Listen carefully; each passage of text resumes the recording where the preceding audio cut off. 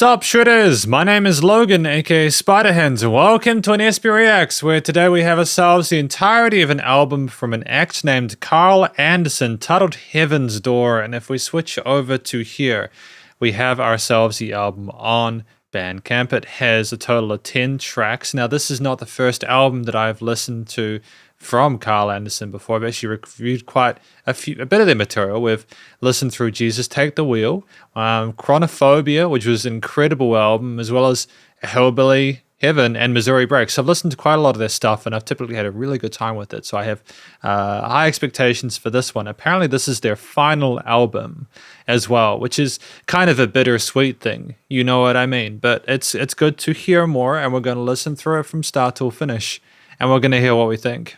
Starting with Heaven Door, let's go, let's do it. Heaven's Door. Put the album art there for you.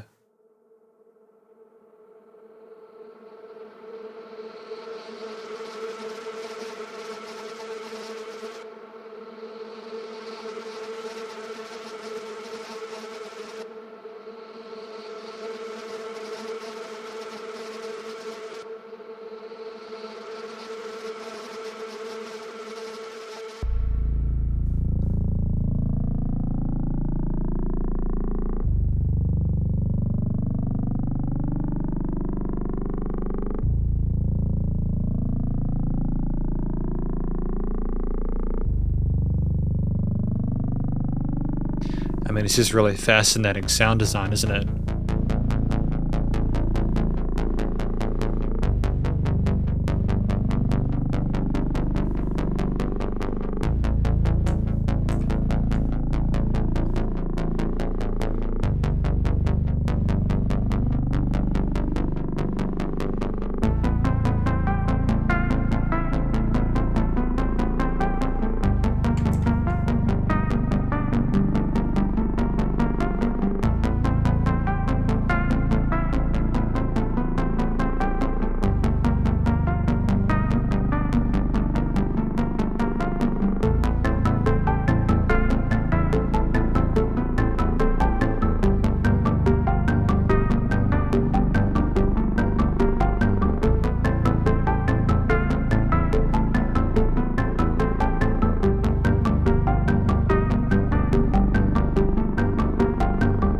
The fixed stars in our firmament have, through the ages, given man a feeling of security.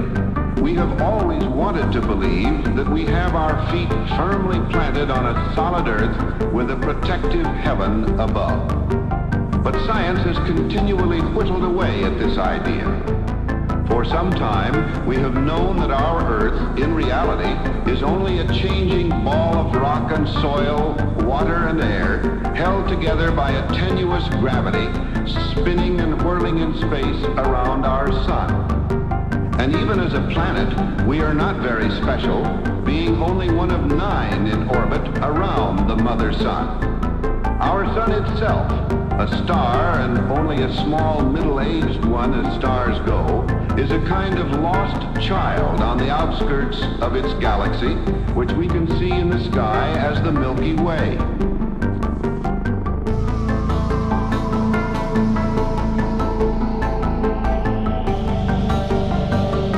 Ah. These are really cool space noises, eh? I like how it ties into the sample.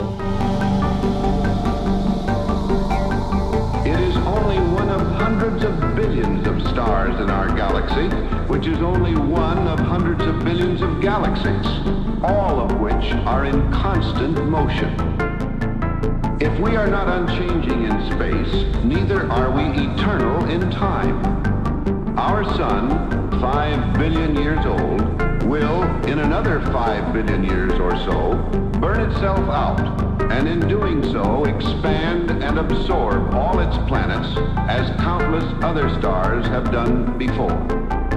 Our sun's only real distinction that we know of thus far is that it has people whirling around it. The question is, might this have happened elsewhere in the universe, or are we alone? And we got ourselves a synth solo as well, man, dope.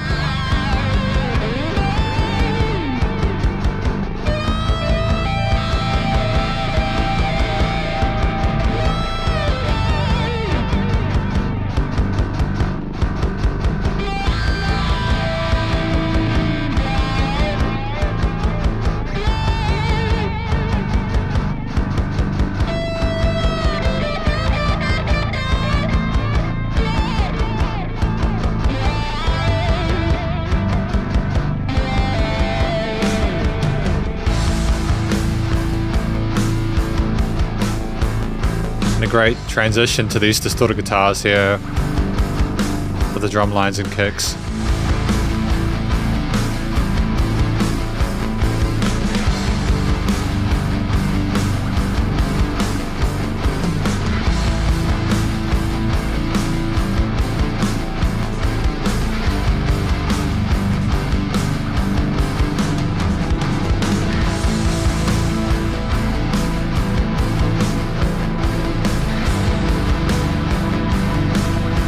The soundscape, the size of it, you know, the world that's created with it.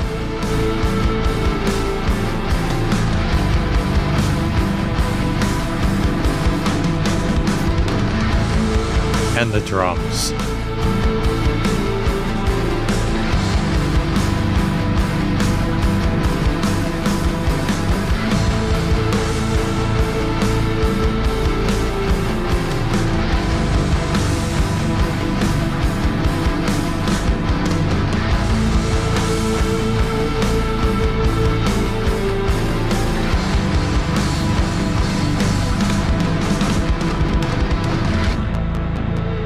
It's just a fantastic transition away from that dynamically.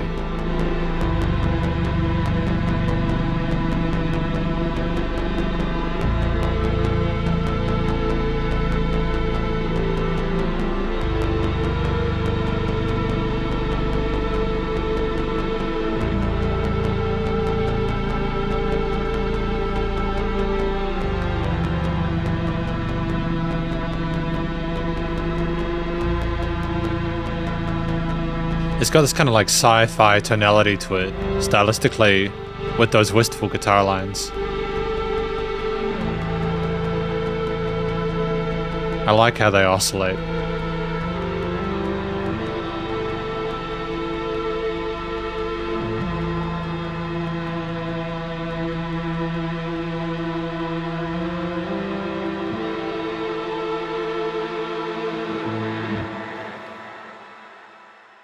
I mean, that was a tremendous adventure that we just had at 7 minutes 05. I think that was really well fleshed out.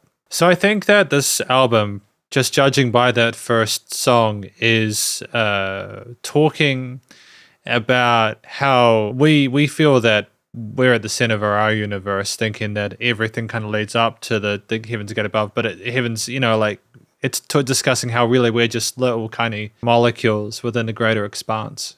I suppose it's how our star, our sun, will have is 5 billion years old, and another 5 billion years it'll just kind of swallow everything else up, and how it's all just very kind of finite in a sense. Even if that amount of time is sort of unthinkable, like we can't comprehend it. At the same time, it's still knowing that even though we think we are this, we are really just that, and it's sort of exploring the actual reality of it in just a really phenomenal way.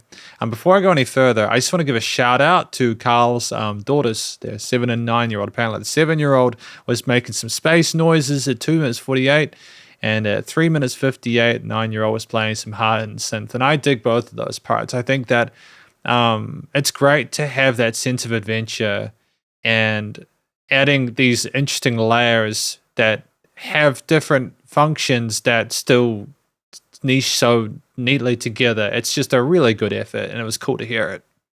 And it's great to hear Carl bringing other talented musicians in to assist. I think it was Noel, age 7, on the Special Moon soundtrack, and then the percussion soundtrack was Olivia. So Noel and Olivia did very well. Now, in terms of what I liked about this track, this is effectively its instrumental outside of the narration. So I think the sample choice there, the storytelling was fantastic, but structurally it's just so impressive because you have that amount of that context added and you come off of that. And there are varying chapters within this piece. A lot of the first part of the track is these oscillating synths on the sides, or these kind of low rumbles, or these really interesting textures and timbres that kind of elicit a sense of, definitely intrigue at the very least. A little bit of confusion. It's kind of wondering what's going on. Then as the piece opens up, it develops, you kind of get more and more of it. Eventually it gets to a point where, as you guys heard, you have this dum dum dum dum dum, the sequencing bass in the low end, and these distinct melodic ideas, which niche well within the frequency spectrum, never overpower each other. It adds a bit at a time, and then you have other elements come in to support it. and some of them modulate to kind of go up a half step or like a step, or go down and then back up there. And it's just that to and from there, almost like it seems like we're in a sense of stasis as we learn about how the universe operates. And I understand that, by watching this part of the video, you've heard the track and you understand how it continues to build. But it's that we go from having these sort of like sounds to things starting to come together to forming a motif, to having a narration on top, to eventually getting to a point where you have that dedicated kind of groove outside of the bass sequence. So you have that drum kit with lots of interesting ideas, a few really slick fills as well, some transitions there.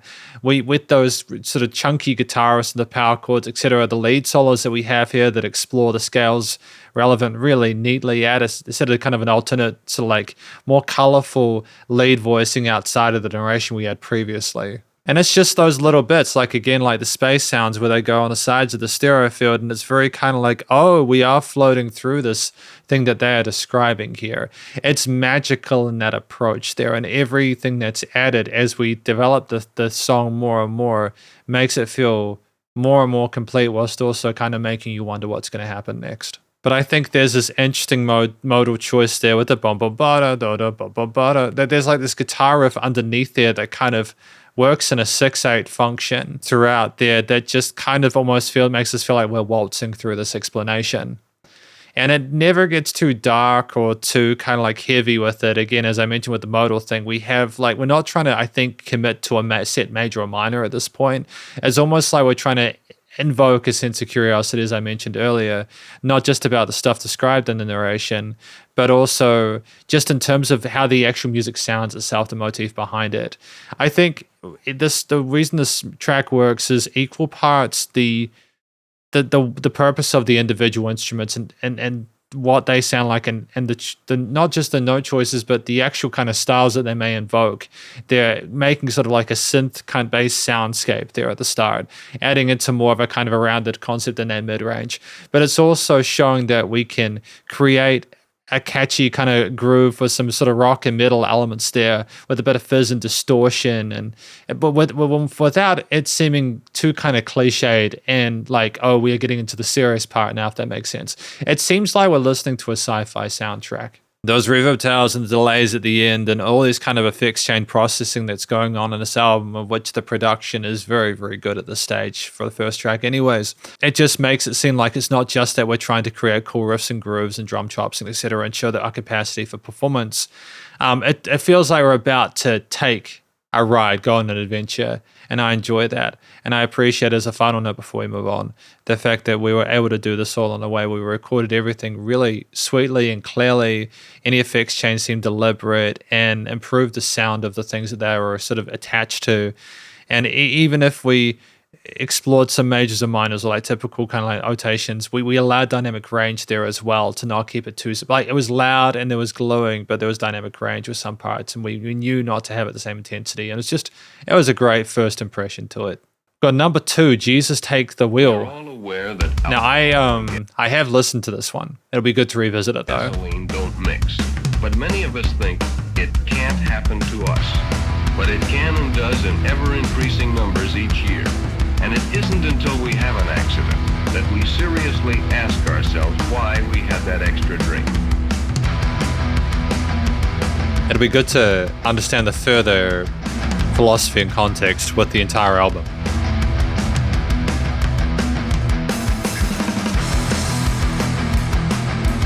Just a great groove with those rhythm parts. There's the palm mutes.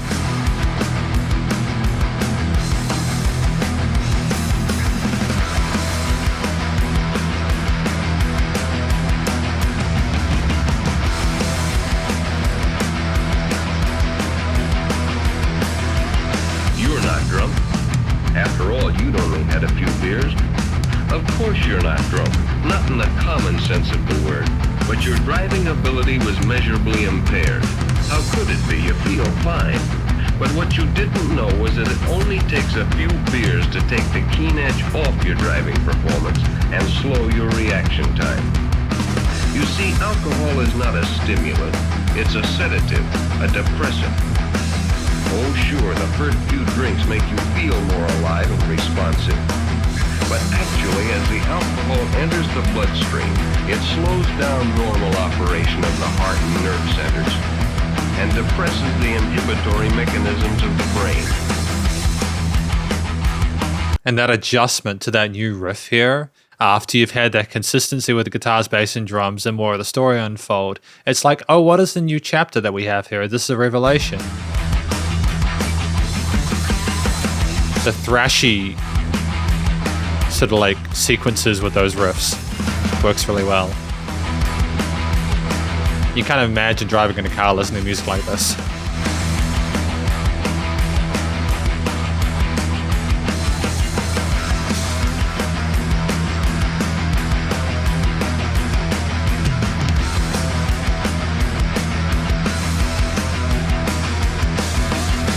It removes inhibitions and social restraints.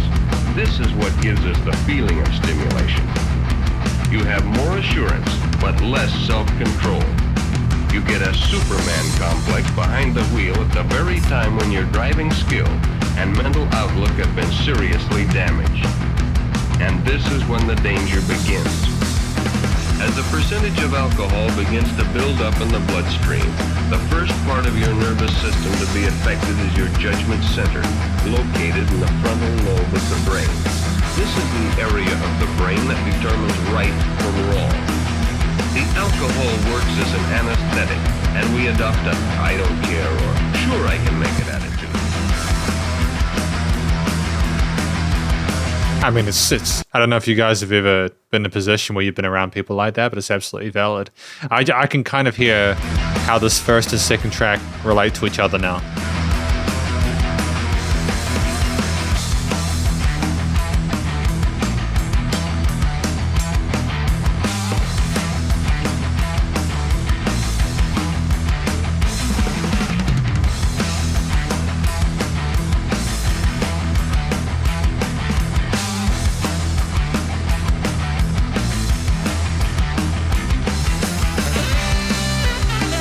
Oh, and the saxophone, dude.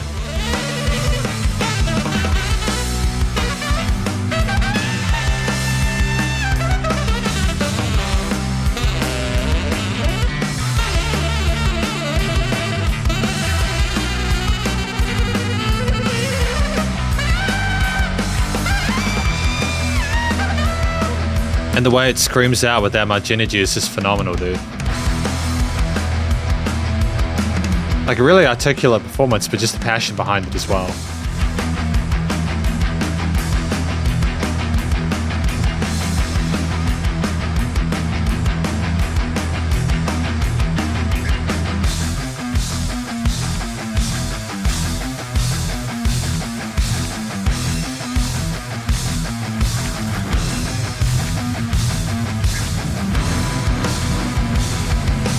Interesting moment at halftime.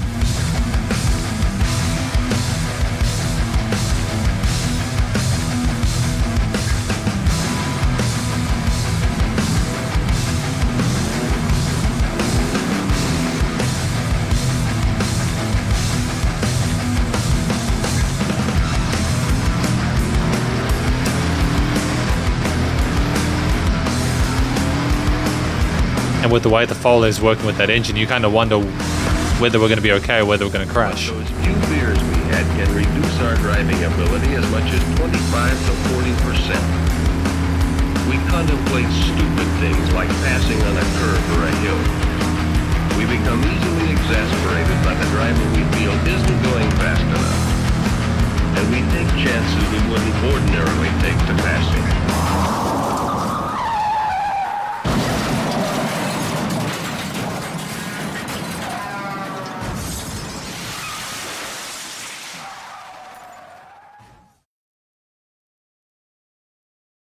And that there to me is the most successful part when you are using Foley and narration and these sound effects to tell a story, is when you have that silence afterwards.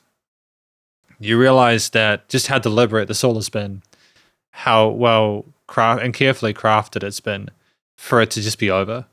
And it's very kind of like surreal. It's almost like we look at Heaven's Door with discussing our position, our thoughts, and our position in the universe.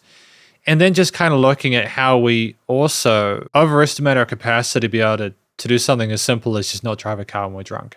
I think that's a really interesting thing to make an album about. We'll get more of a feel for that as we go along, but just I want to sort of give a shout out to the story itself, which I think this song is effectively about. As you guys have heard, there's not much point in me mentioning what the tracks are about when it's so kind of, it's very straightforward with the approach at this point. But it's just about like looking at how we are affected by alcohol, not underestimating the risk. And then eventually people doing so and then crashing and having a truck take them out, which is brutal, but it's literally what happens. That is life for some people. And so I think part of what makes this track work so well, I think, is the gradual development of the theme there. Like, it's a 5-minute 44 track with Heaven's Door at 7:06. A lot of the magic behind that was how we had different chapters and facets within it. With this one, it's a bit more nuanced, primarily because you have this main guitar riff there with variations to it, but typically their power chords will sort of skip notes there with an eighth note groove the entirety of the time, aside from parts where we have some sort of hammer on or pulley off kind of parts there. We go half time in certain positions there to kind of illustrate a sense of, oh, the car's engine is revving. Oh, are we going to go? Are we going to back off? What are we going to do? Almost like we're waiting for the person to make a choice. And then effectively what happens is it speeds back up when the car gets going. And the song just continues to build and build and build and build with like an interesting decision with the attack on the strings there. I think it does start to get a bit more or less kind of strict with the palm muting. It becomes a bit more kind of like free and loose as the car gets faster and faster, and it just ends. And it's ferocious. The saxophone solo that we had in that late stage there was just a phenomenal adjustment from the narrated lead, but also just the sense of kind of like passion and intensity and the chaos of it, almost like that's our brain kind of thinking through all these thoughts there, like our brain is trying to figure out, it's trying to sort of like, how do I describe it? It just kind of, I think, illustrates just how overwhelmed we get, how our senses are affected by the stuff in a way that we don't even comprehend. It sounds cool, but it's dangerous. And just the actual fluency of the performance on the saxophone was tremendous there. Knowing to keep the guitarist a bit more sort of like simple relative to that was fantastic to give it a sense of extra urgency there. The bass line and the drums underneath, typically working with, again, that same quarter or eighth note groove, they're pushing forward, even with the halves, keeping that sort of note strong, working with little kind of like 16 little fills and stuff like that, and occasional sort of tom fill bits just to sort of like kind of move away from that. I mean, like there was a part earlier on in the place where it was simply just those floor toms. It was kind of heavy, but not in the way where it seemed to necessarily want to gallop. You got more of a push forward than what we already had as we got further and further into it, as you heard more about the track and the story that the person was having and that educational thing, which I think is fantastic. So it is through composed, a lot like Heaven's Door. I don't think we were missing anything by not having a sort of sung story and narration, but with the narration in either. And the kind of almost like the use of chromatics within this add a sense of kind of like a whimsical kind of danger and edge to it there. Almost like we're kind of sliding around the place like we would later on. I just think using notes at scales outside of the majors and minors, adding chromatics and other little notes there to kind of play around with expectations and create sort of like, I suppose, custom moods, illustrate, like showcasing the danger without it being too sort of grim. It's cool. It makes it kind of catchy. You can nod your head along to it. And then when the car crashes at the end, it's even more affecting. Thematically, I think that we smashed it in terms of the way we wanted to approach the overall kind of like minor choices there. It was minor oriented, so it's clearly not a good time that we're having there. But it's done the way where it's so prolifically energetic that you don't, again, as I mentioned, don't feel down the dump side. So I feel like the actual chord choice, note choices, focusing primarily on power chords for a lot of it was smart. A bit less kind of like complicated compositionally than the previous one, but it had a different mood and different vibe, and this was sort of like straightforward. And so I think that they are well connected lyrically. I can see the connection stylistically. I think the use of the sort of guitar, bass, and drums adds just a bit of extra edge with it, with everything else being cool. And just the industry production continues to be commercial grade. So for these next 5 tracks, we've got Omertà.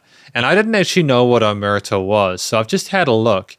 Omertà is a southern Italian code of silence and code of honor and conduct that places importance on silence in the face of questioning by authorities or outsiders, non-cooperation with authorities, the government or outsiders, especially during criminal investigations, a code of silence about criminal activity and a refusal to give evidence to the police. So it'll be interesting to see how this rolls, but let's do it. This is the next half of the album.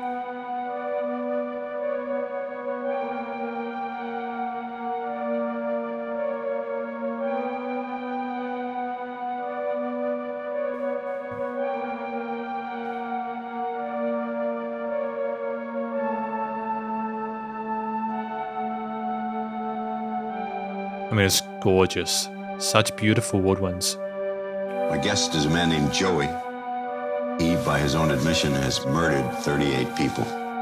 He was a paid killer, a hitman for the mafia. When did you first kill somebody? How old were you? I was 16 the first time I hit somebody in the head. How did that come to pass?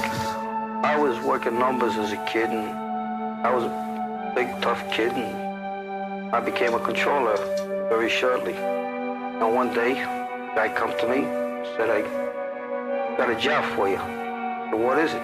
They want you to hit somebody in the head. I thought it over. Well, if I turn this guy down, all my life I'll be scuffling. I'll be looking to hustle and make a dollar somehow or other, you know. If I take the job, I'm somebody. If I do it right. So I decided to take it.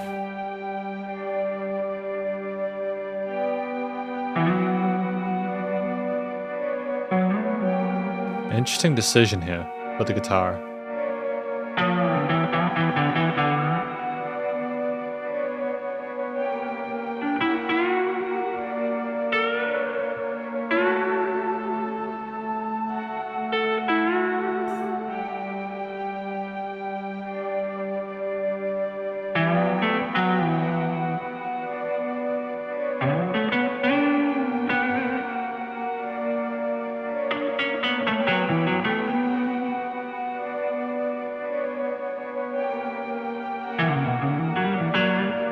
Phenomenal run there.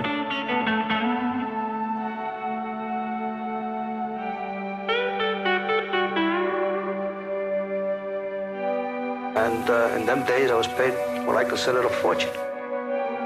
And after I did the job, guys who used to see me, you know, just sort of fluff me off, you know, like that's just another kid walking around. Suddenly, well, hi kid, how are you? You know, things like that. All of a sudden, I had new friends I didn't even know I had. How did you kill him? I walked up behind him and I shot him in the back of the head. Why did you kill him? I was hungry. Plain English. You know, I was raised in an era of poverty, and that was it.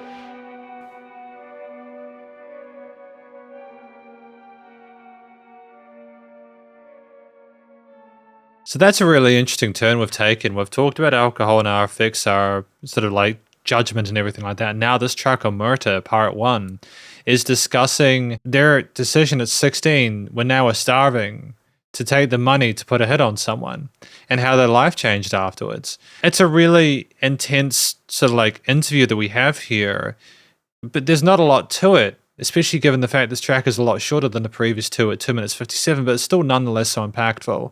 Part of what I think works from a musical perspective is that you just have those really kind of sad sounding flute harmonies. We are sticking around those minor triads there with some interesting interlude or sort of like choices there with the way they kind of come backwards and forwards, and that they resolve occasionally, but they stick to the minor as the main. So you never feel like this is going to end well. And they have this break in the middle there with this really slick guitar part there that is blues oriented there, works well within those scales there with the occasional chromatics between the 4th and 5th. And it just rolls in between, but it's a sometimes thing. It's like we're putting the blues into this piece about someone who basically, they have made or broken their life at 16 years of age, and they did it because they had to, because they couldn't eat otherwise. And it's like, that's just their life. And I think that this choice there to do a kind of a bluesy lead like over top with really phenomenal, incredible phrasing, in the sense that we just had like a conversation with that guitar. And it sounded vivacious and full of life, even though it was in that mid-range, and it was never much brighter than the woodwinds around it. It's just really intriguing to be able to structure a track like that with that solo in the middle, and then to have further context, and just to have the guy kind of crying out at the end about why he did it and everything like that, and just understanding the humanity behind that. I think this is a really intriguing look at a lot of psychology behind a wide variety of these different things, and I'm enjoying listening to it, even if it's difficult.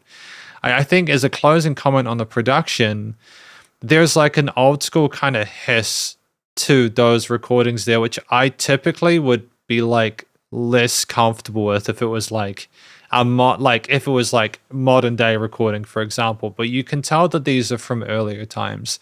And I think that if you had tried to artificially sort of like edit and sort of like clean these up to a point where I got rid of that hiss, it might have sort of been a little bit less kind of vintage or sort of like authentic. I kind of appreciate that we took those ideas and put them in here in a way that was sort of like initially recorded. So it's just, we've got another 4 parts of Omertà. We go to hear what happens next. Oh.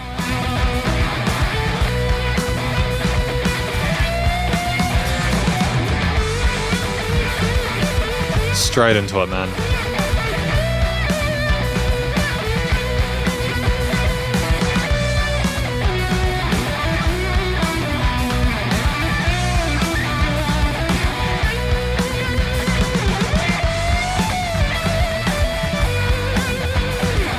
Are we going for a slow 12 bars here? I may follow the guy for a week. He ain't gonna know I'm dead. Got no way to know, because I'm not gonna be on him constantly. But what I'm gonna do is I'm gonna pick different places where I know he should be. See, Jimmy, if he's got a girlfriend, he's either gonna go see her between 2 and 4 in the afternoon, or he's gonna go see her later at night. Or if he's gonna go to a game. You find out where the game is, and generally your game is always in an out-of-the-way place. Invariably it is. I don't give them enough time to even get the word please out. If they see me, it's all over by the time they see me. If they don't see me because I come up behind them, they never had a chance. Shit, man.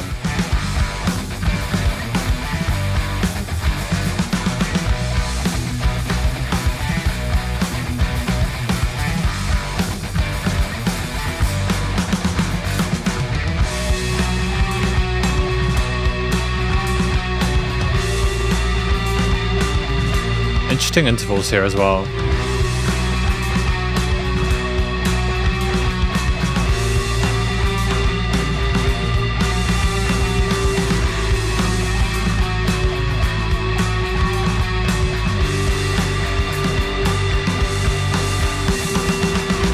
What do you use to kill?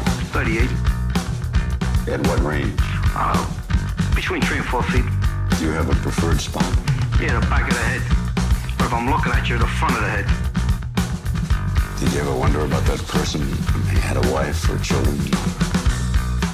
I don't worry about any of them. The same as if somebody comes after me, he ain't gonna worry about me.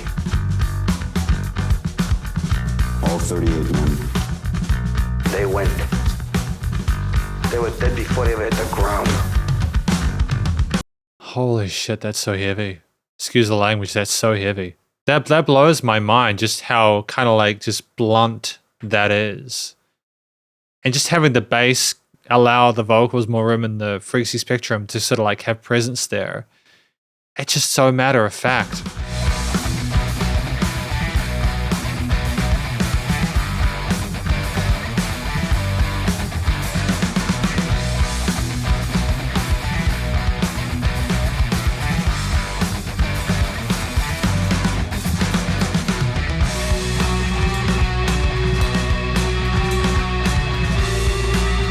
Such a spooky synth or laid in the background there.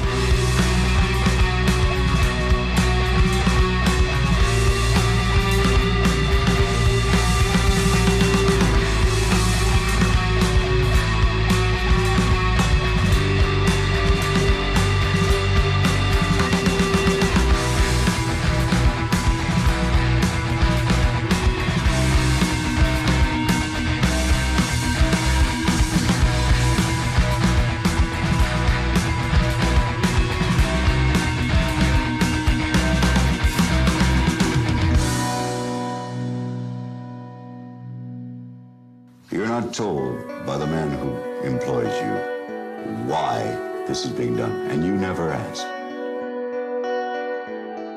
None of my business. I mean, if it's somebody I know, I may ask him. If he wants to, he'll tell me. Like in a couple of cases, I had guys and I knew why they were going. Why? They were either stool pigeons, they were stealing from the boss, or they got too ambitious. Those are the three crimes for That's which it, death pal. must be paid. Right there. Stealing from the boss, stool pigeon, Right. or too big for your britches. That's right. Unless you're big enough to back it up, don't do it.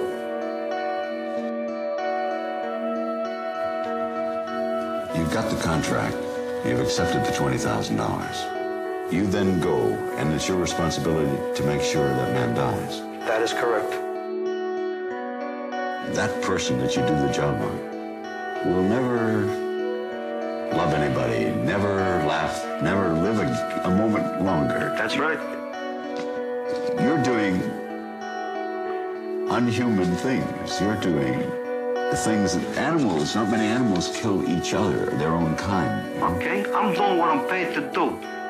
Couldn't you be paid interesting monies doing something else? Like what? Push-ups?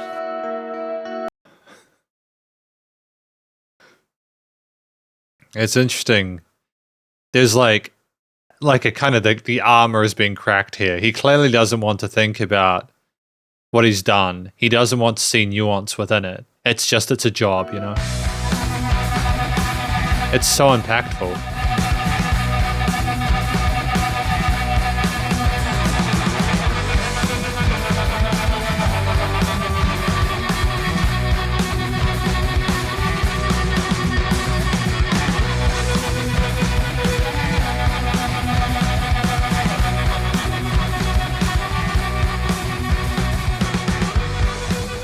And we're going to fade out here as well.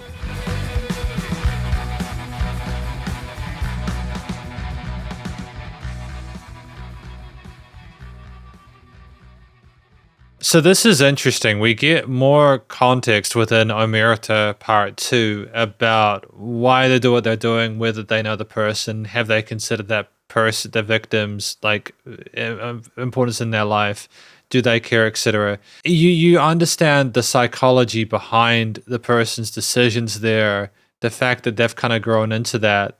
And it kind of sobers you up a lot because you realize when they talk about it being like a non-human thing, that it just comes down, like it is initially for a while, the music is very kind of like low key with like the woodwinds and stuff like that. It kind of reverts to some of the more vulnerable parts of part one. You have a similar kind of approach there with the woodwinds and playing a slower kind of like melody or harmony or dueling part there with these guitar arpeggios in the background, these clean ones playing some really kind of sort of like minor oriented arpeggios.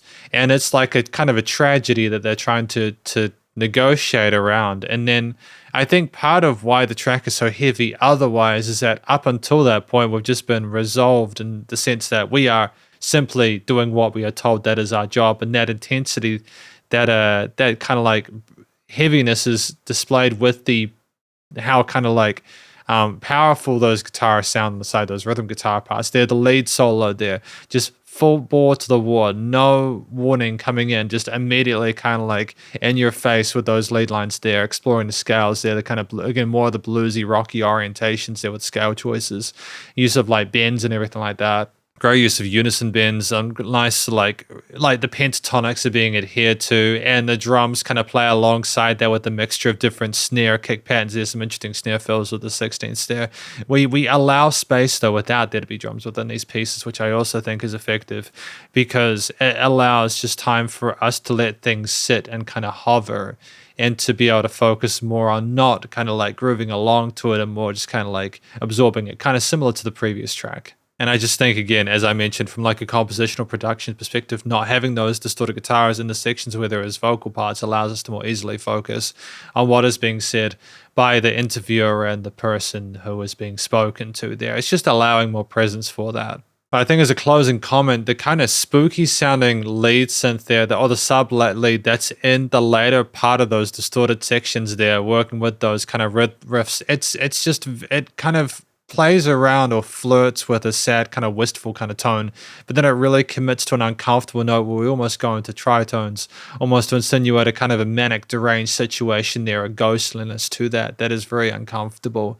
But then when you think about what's being said in the interview, makes a bit of sense. I'm just loving the mixture. Like I can hear with some of these drum fills that we work the cymbals into it as well. We experiment with playing around with the speed of the guitar riffs there with the different palm mutes and kind of string skip parts. But it's also that we have our own space to kind of fill in things with like little like roll patterns and stuff like that. We explore the kit well and make the most out of the fundamentals. And then finally, near the end, we just have this interesting oscillation of vibrato on some of these components there that just like make it seem a little bit kind of otherworldly in its extent where we're sort of going further and further from that ceiling. And it really just kind of grounds you and makes it seem a little bit sort of like depressed and really sort of like messed up. But I do appreciate the change in that sort of like way of processing that lead though. It is very much kind of like, hey, this is getting more sort of like twisted as we go along, as we learn more, especially after that press ups line. And then we fade out on that note without any reconciliation or resolution.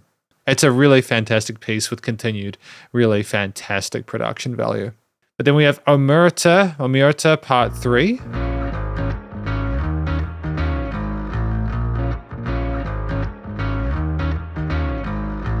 Your basic job within the mob is hitting. My basic job 3332. is fighting. Hitting is more or less the sideline, but hitting gives me the respect to get the better jobs of earning. Now, what else are you doing? Skylocking. Now, how does that work? You know people that need money. Right. And I go to the guy who's got the money. I say, I got several customers. This is what I need. This is how they're going to pay us back. And you must get that money back to them on an agreed schedule. Yeah. You always get your money back. No fun.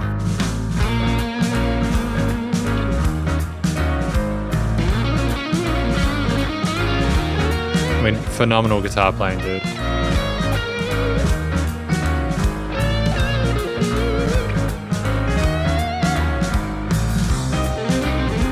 Oh, key change as well.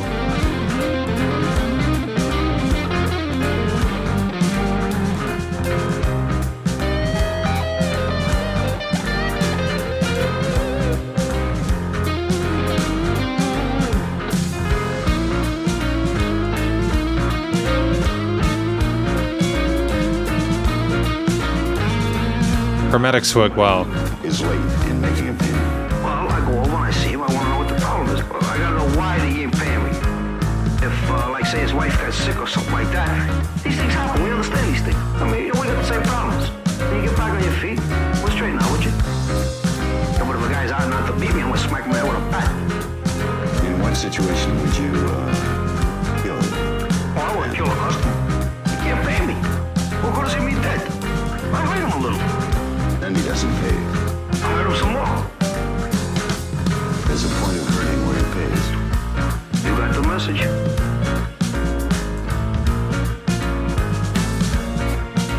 That's a fascinating situation we have there. He knows that he needs that money, but money is literally the most important thing to him. He will keep you alive as long as you pay him. Oh, the piano coming here is beautiful. Gorgeous, dude. Just the placement of stereo field as well.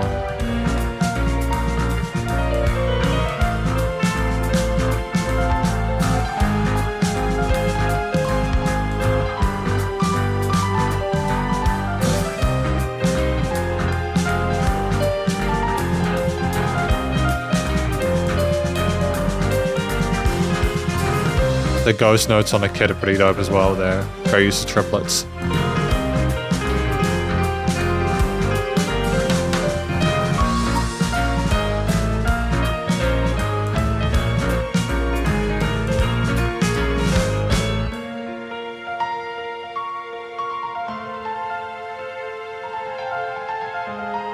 And back to 4/4.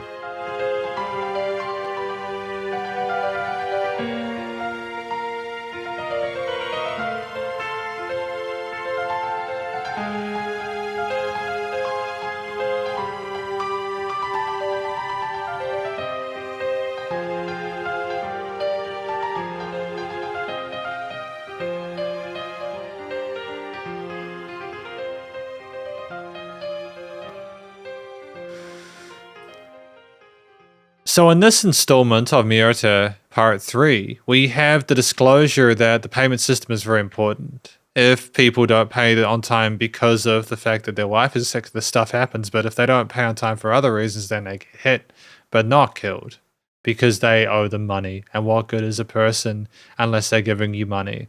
So that's a fascinating, a bit of additional information learning about this individual. I think it's a really cool idea to put this into multiple parts because each part of the interview has, I suppose, a different sort of mood or intention that needs a different type of thing behind it. In terms of what I appreciate about this track, I think first of all, the jazzy, the decision to include these different time signatures, these fantastic sort of like swing sections there with the lovely mixture of different sort of rides, so like ghost notes, snare patterns, and kick rhythms. It's just fantastic. And the way we navigate those different time signatures going between like 5/4 and 3/2, and then 4/4 as well in certain components is just tremendous. And the fact that the drums don't even come at all at the start, you've just got that heavily distorted bass guitar with a thick full sound in time with the guitars working those extended bar chords, those major and minor seventh, etc., some of the dominance. It's just awesome to have that contrast to the previous track. Like each of these songs within this is distinct, even if they are somewhat connected, either lyrically or you know, like, and then you like have a lot of that first part with the narration discussing the situation with the money with some interesting chords that provide some really kind of like, that they're like questioning notes, if that makes sense. It's like the music is trying to figure out what's going on inside the person, the gangster's head. To move on from that, to have the piano come in a bit later on, an instrument that we haven't really had a lot of yet, is just phenomenal. The way that you could hear that right hand go from the left to right side of the stereo field almost as like an alternative lead is tremendous.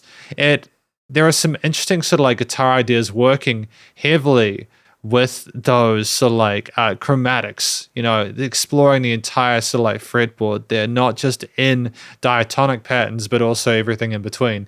There's just some really cool, sophisticated ideas from both the key elements as well as the guitar solo parts that make this track special. And it's the proficiency of the performance itself. It's incredibly quick in certain elements there.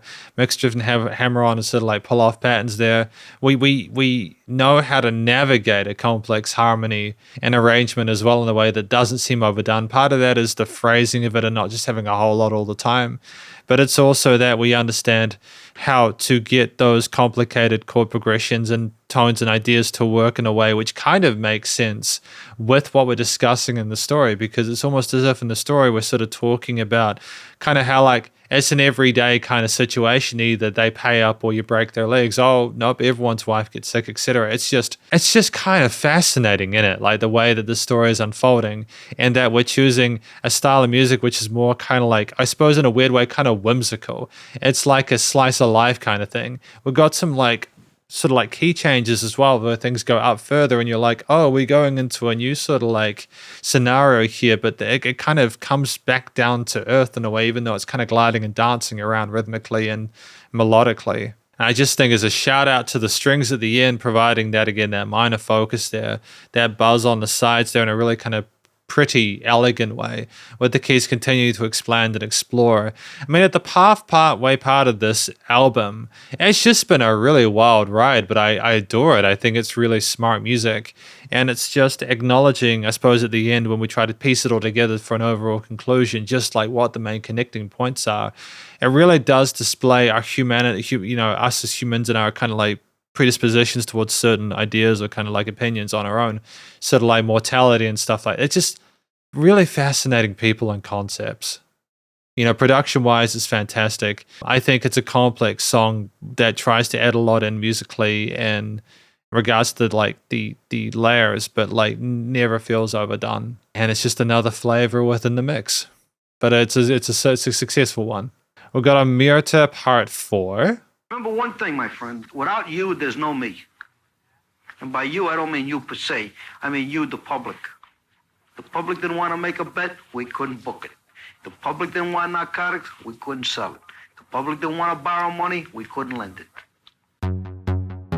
Oh. That's an interesting twist. They can't outlaw what people want.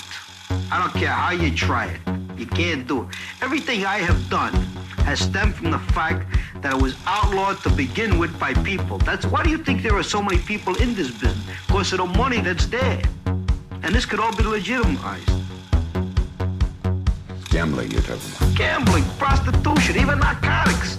Let's take the hard thing, narcotics, which repulses everybody. Who makes an addict? He makes himself.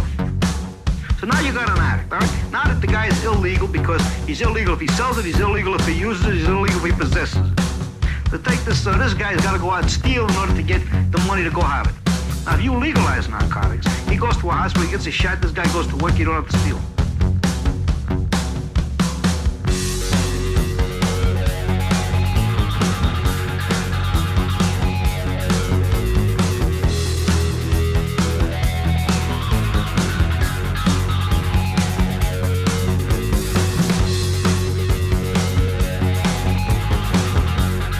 Really funky bass line there. Bum, bum, bum, bum, bum.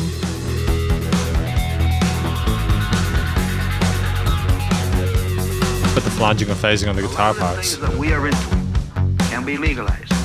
And the money derived from this could all but eliminate all your sales taxes. And not only that, but you can build your schools and your hospitals and your roads, and you can have enough money left over to take care of all the people that are on welfare. But you can't let the politicians have it. I think it's time that the public got the benefit out of it. The public is the biggest suckers that ever lived. They're robbed every day, up one side and down the other, by the legitimate man, by us.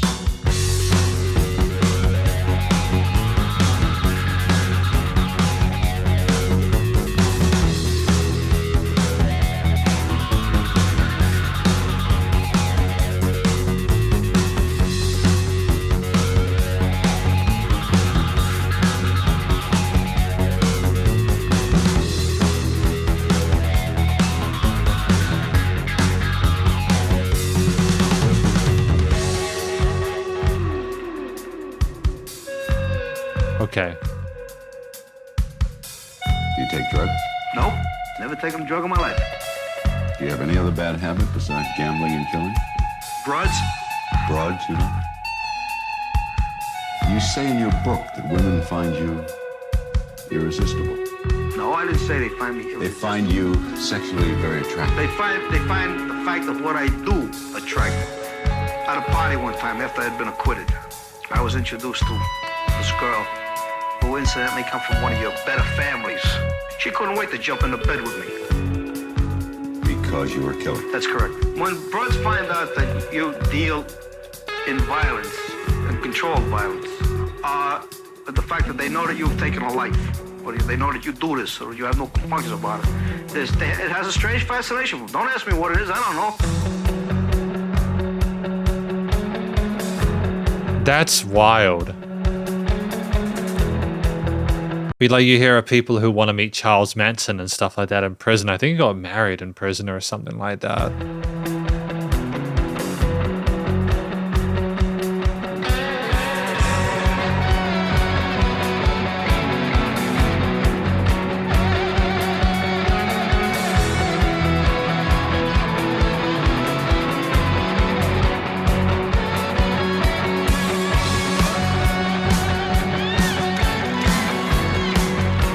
Interesting use of glockenspiel on either side, though. I assume that's what that is. Oh, we're on a fade out as well for that one.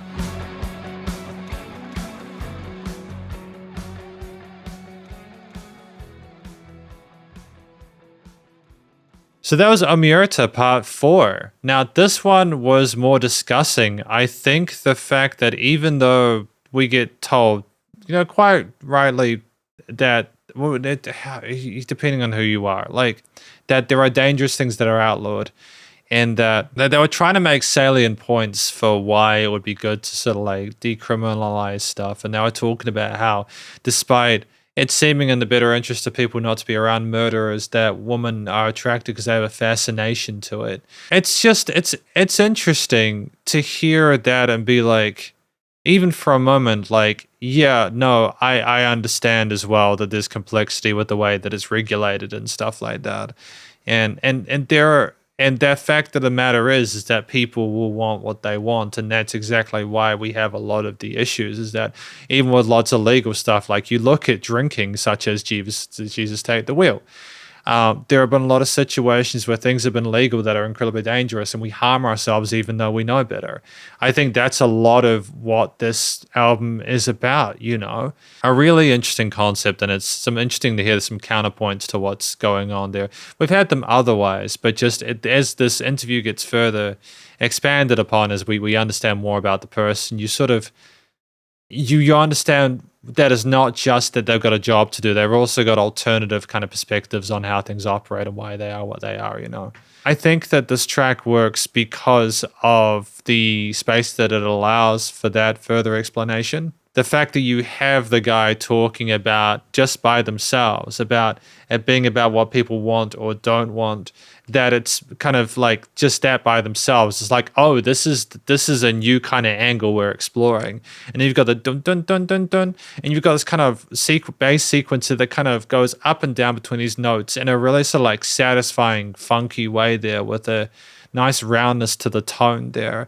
The drums coming in a bit later on with a bit of further intensity supporting those so the main sort of like rhythms. And you like have this slow build between like the kicks, and then you add some snares a bit later on there, and then everything kind of expands from there. You have sound design again with those glockenspiels on the side there, with just a really interesting decision there, the way it kind of strokes the side of the stereo field. And it's just like kind of effects laden, kind of oscillate, like that kind of like sound there that I'm not sure what that is, whether that's like a guitar tone with like a heavy kind of like fixed chain on it, like that modulation to it, or whether it is like a synth or something like that. But it kind of cuts and kind of dances around the piece there with everything else underneath supporting it in a way where it's like, oh, these are the brainwaves considering an alternative perspective. And you like have space to appreciate some lead guitar lines as we go along there. They kind of sound like they're crying out in the ambience. And it's just time to think, you know, the kind of pianissimo hi-hat patterns there and in the background there kind of sizzling along. It's really a lot to absorb, but they're not too much at any point. It's just the right amount, but it has lots of replay value as per a lot of tracks from this album. And I just love the natural kind of like increase in intensity we have as you go further through the track, from the guitar lines kind of arpeggiating, going up in the riffs, and kind of like doing some sort of minor kind of leady kind of solo scale licks up the further part there, kind of before we have that final fade out. But just exploring, moving away from that kind of funk, that movement from the guy, adding a bit of sort of like essential nature to some of those lines a bit later on. We discussed the broads. And ultimately, you're left with the feeling that there is more to it. It's just not as black and white. There's just all these little bits of nuance there that the music is trying to describe. Again, it's more minor oriented, with some calling out of notes, almost like we're crying for the sake of humanity within it. The fact that we are, at least in part, responsible for their existence, even if they are responsible for doing what they do. Production-wise, stellar. Thematically, very sophisticated, with a lot of really kind of interesting stuff going on within it. It's just we're finding individual kind of personalities for each piece to further, you know, I feel like I'm repeating myself at this point, but man, it's special stuff. Track number 7, Omertà Part 5.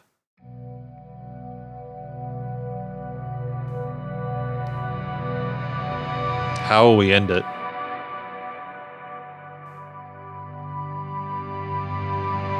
From the time you were little, even in the foster homes, I would imagine, you had some kind of training about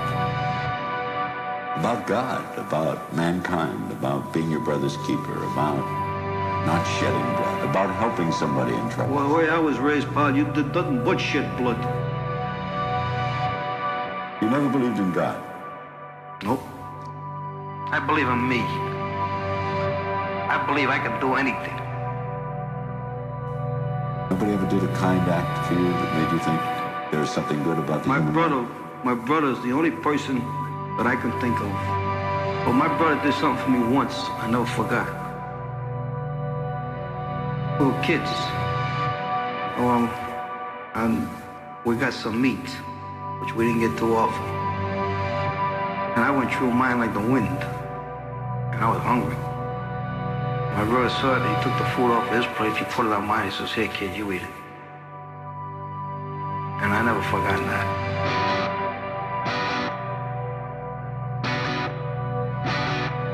See, there's that complication there, right? You do get the feeling that there is some humanity there, despite how callously they just talk about killing people when they're told to do so. They discuss the anti-humanistic element, but then there is that.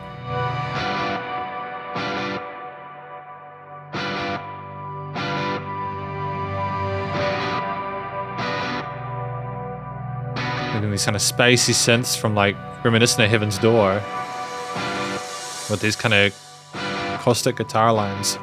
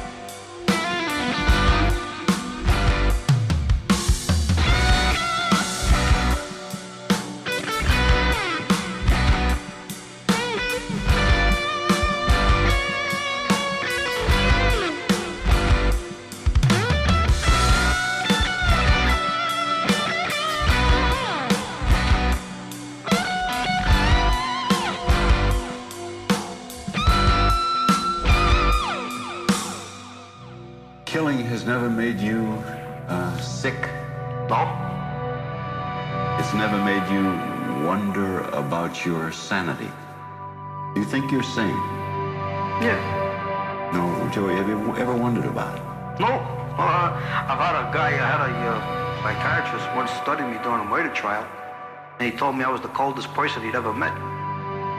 You take pride in that? I don't know if it's pride or whatever it is. You like that? Yeah, in my business I like it. Makes me different than other people. I am different than other people.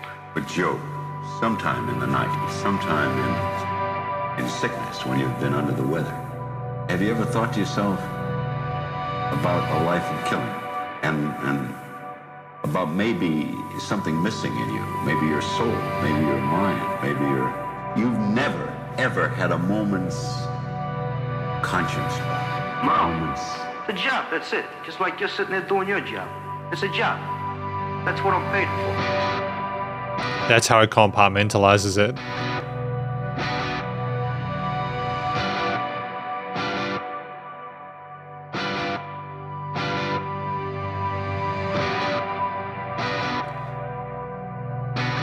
That's fascinating. So he doesn't even see these people as people. It's literally just, I have a job.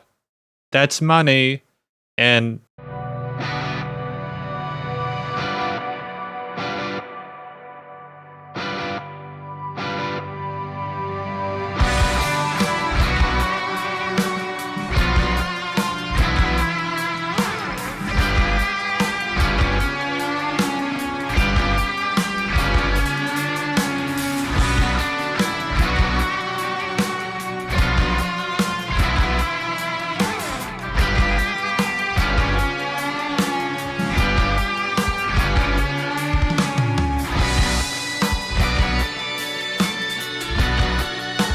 oh, that's a fun synth solo.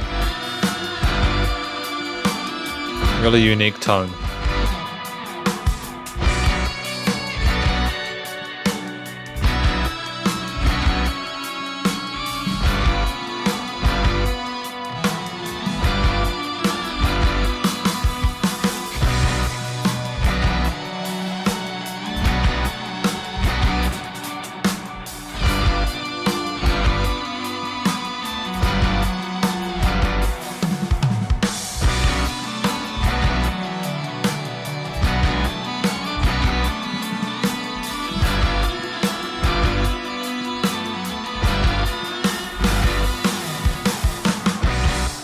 Joe, it's inconceivable to me that in all the years from 16 when you killed your first man to this moment, You haven't had a moment of doubt or a moment of maybe self-hate at what you do, at killing.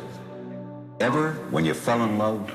No, when I married my wife, I seriously thought about, getting out of the business or doing something. Did she know what you did? Yeah, she knows, she knows I was a bum. And, She know you were a killer? well, she didn't know I didn't go that far with her. You don't tell them, you don't go out there and discuss, how you blew a guy away. But I just told her I was doing things, that was all. And like I said, she dug me for me, and that was the end of that. And, like I said, she was the first person that I'd ever met in my life who just gave me things because they wanted to. I didn't have to take it.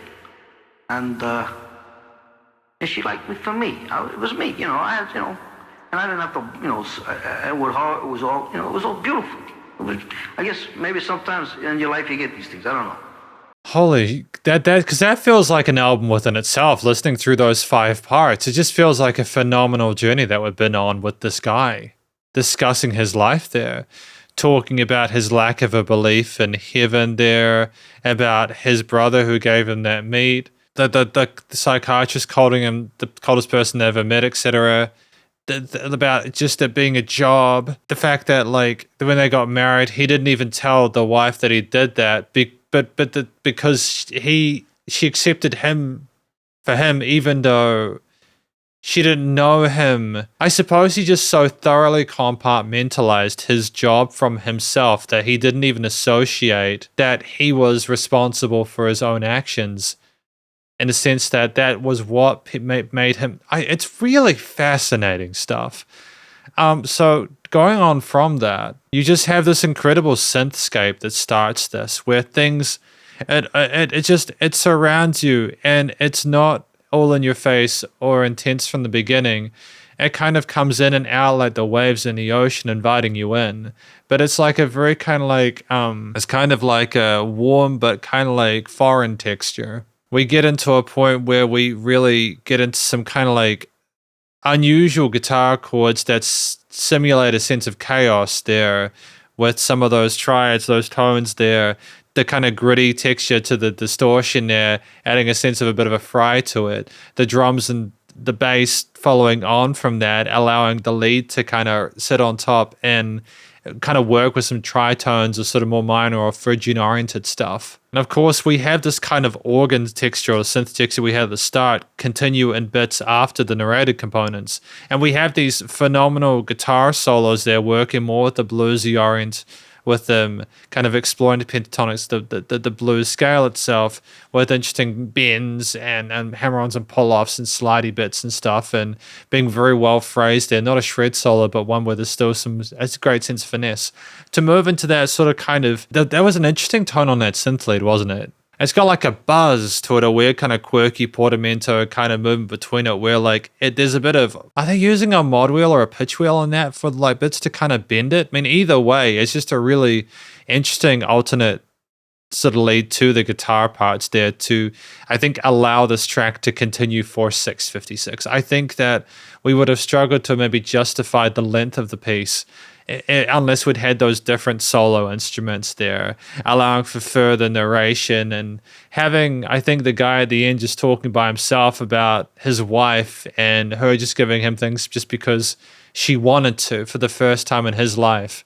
The fact that he considered quitting at that point when he was getting married because of the connection he had with his wife, was not being able to tell her that, because I think he understood, even if it was a job, that it could cause problems. It's just, even someone who is that cold and callous and who is like so horrific for putting away those 38 people has that complexity to them. It's just fantastic subject matter. There's a sense of dread and uncertainty throughout this, even though I kind of get the impression that kind of organ kind of sounds like Heaven's Door, almost like we're looking at ourselves in the greater picture, not being able to sort of see how insignificant or significant we are, just kind of fuddling our way through life, kind of stumbling through it, which in a really interesting way. It's just a piece where the production is fantastic. I love the dynamic range to it. The music is not overcompressed. And we sit there, it's very exciting. Like, I don't know how we could have improved this track, but just this I don't know what the 5 version of a trilogy is, but sensational. I just haven't really come across that in an album before. But that's cool. We've got Verboten next. So apparently Verboten is forbidden. So 425. What angle is this one going to have?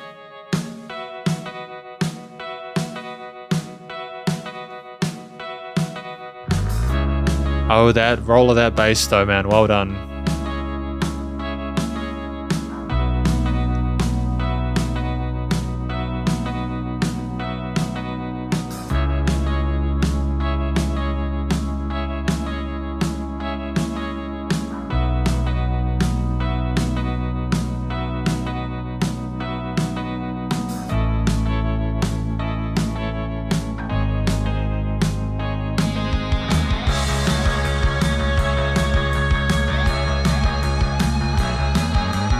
Oh, that bass line was so groovy, dude. The way it rose up like that.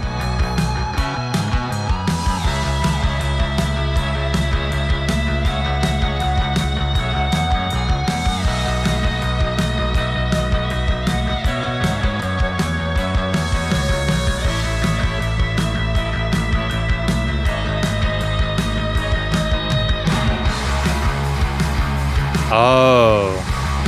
And the heaviness of those guitars on the side, dude. Well done.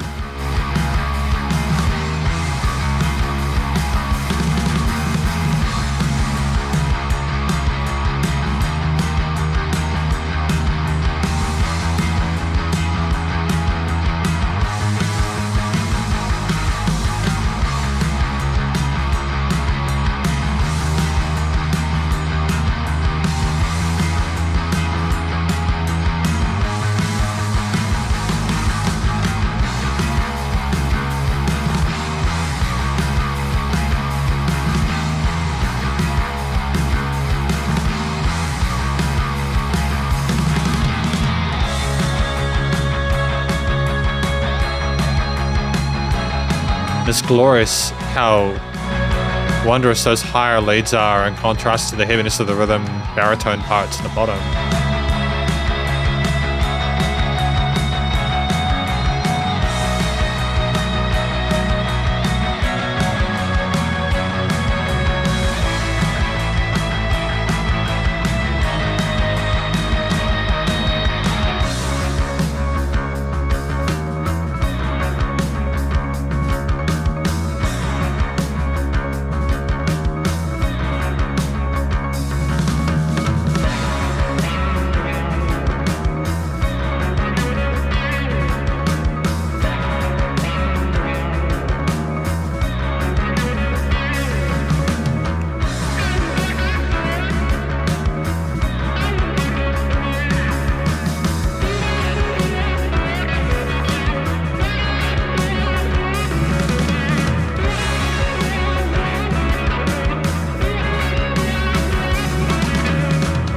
Where are we building to?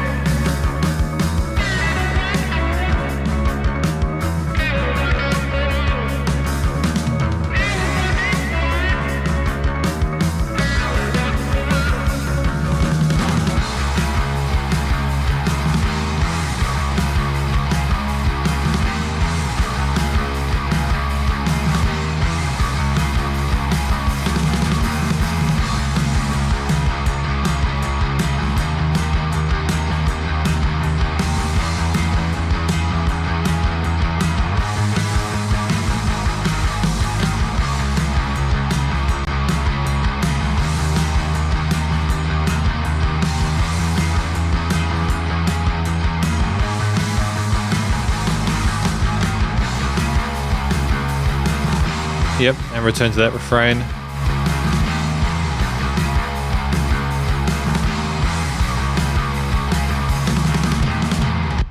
So that was interesting there. We had no narration within this one, which is something that's kind of unique within this album. We've had our handheld through a lot of it.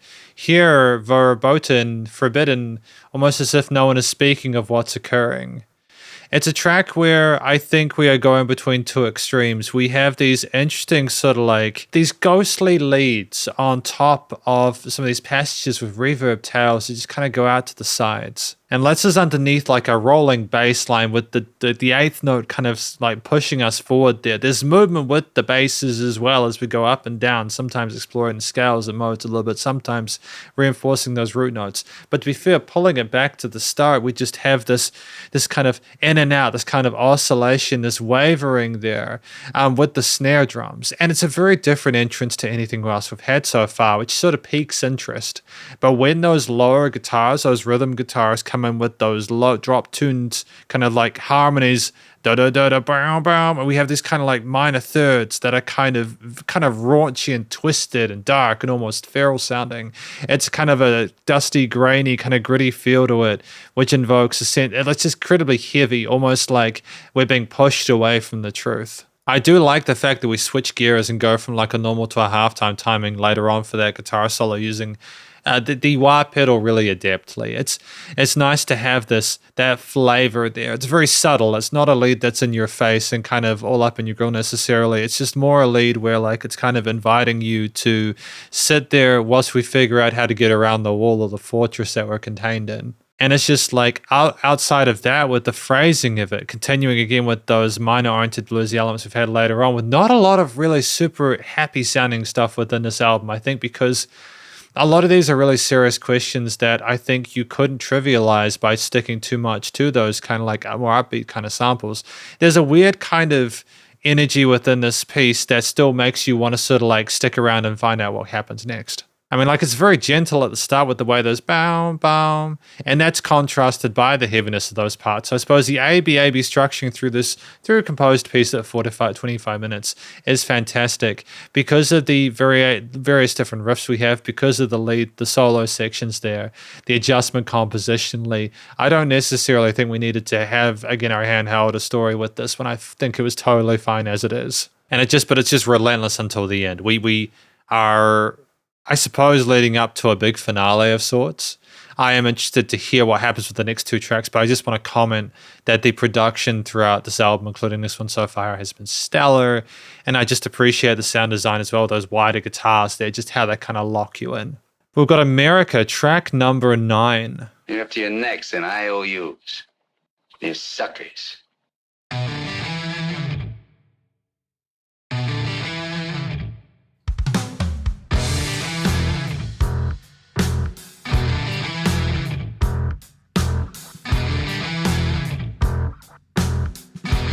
Oh, that push of that bass though, man.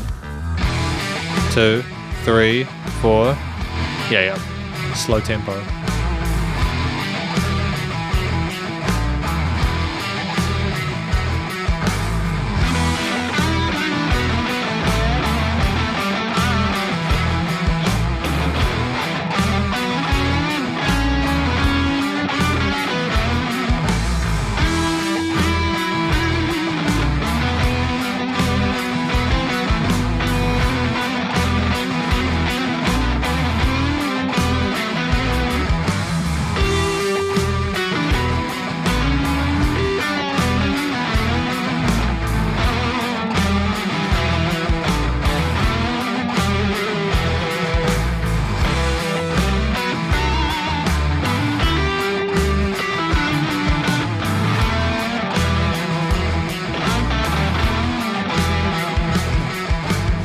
Corporations fail, you pay for it.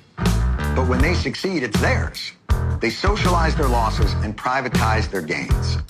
Wealthy people do not stash their billions in safe deposit boxes loaded with $100 bills. They don't do that. They don't spend like crazy. No, wealthy people invest. It is investment that creates jobs and economic growth. See, this is the lie they tell you. That all this money flowing towards corporate moneyed interests is actually for your benefit. The government intervention for corporations is our free market. But government intervention for workers is socialism. Is that Jon Stewart? To believe that in a free market, while your wages stay low, someday the largesse will eventually trickle down.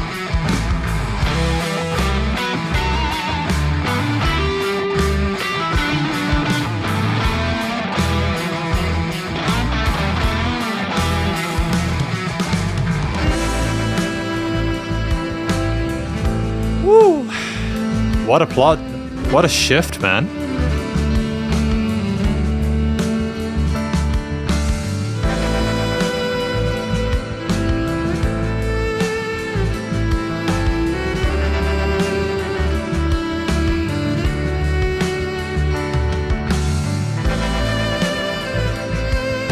Oh, it's just gorgeous. It's so sweet sounding.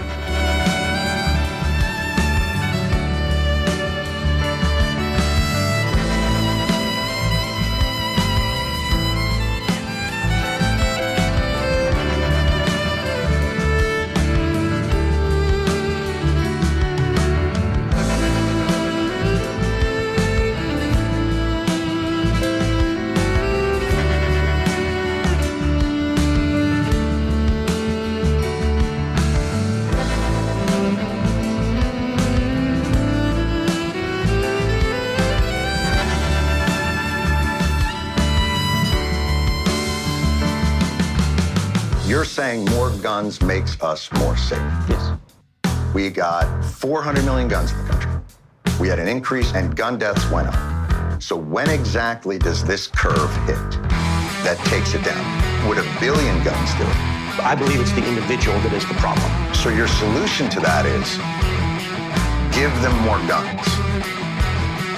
What you're doing is you're bringing chaos to order. That's your subjective opinion that it's bringing chaos to order. It's not my subjective opinion. We have 50,000 gun-related deaths. That's not a subjective opinion. Okay, so that's dead people. And that's why, as part of a comprehensive school safety plan, it's time to finally allow highly trained teachers to safely and discreetly conceal, carry,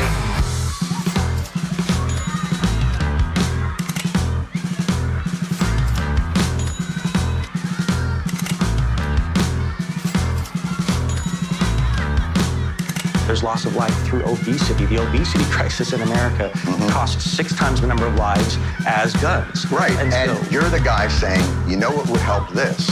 Ice cream.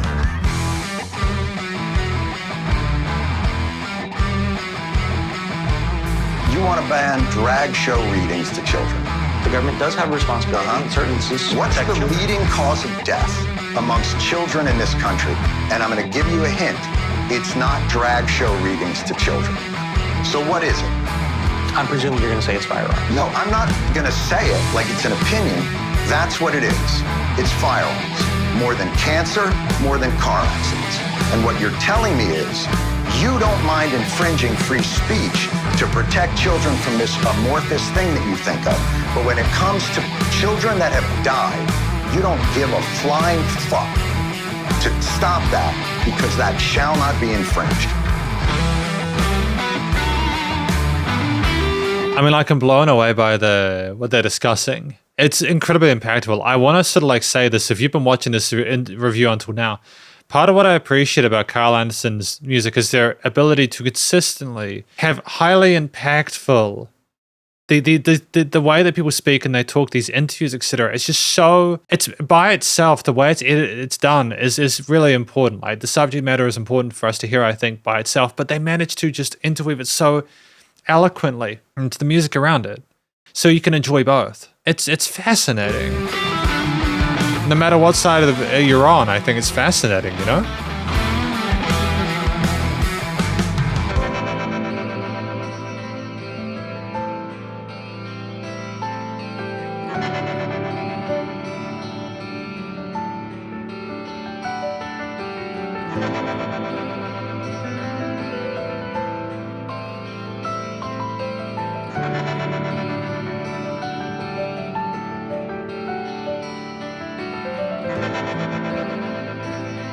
What is that? Whoa. I think we've spoken about it, but what is that sound? It's like a tremolo effect, isn't it? Like a vibrato effect. In the United States, providers charge whatever they think they can get away with, and they can get away with a lot because it's really difficult to put a price on, like, not dying. This is a phenomenon called inelastic demand. Like, if you tell me that this drug that will save my life costs $7 a month, I will pay you $7 a month for it. If you tell me that it costs $124 a month, I will find a way to find $124 a month to pay for it. You can't negotiate effectively on your own behalf for healthcare services because you need them, and not like you need a new MacBook Air, but actual physical need. So basically, Hank, until and unless we can negotiate as effectively with the people providing healthcare as Australians and British people do, U.S. healthcare costs will continue to rise faster than anywhere else in the world, and we won't get better healthcare outcomes. Wow.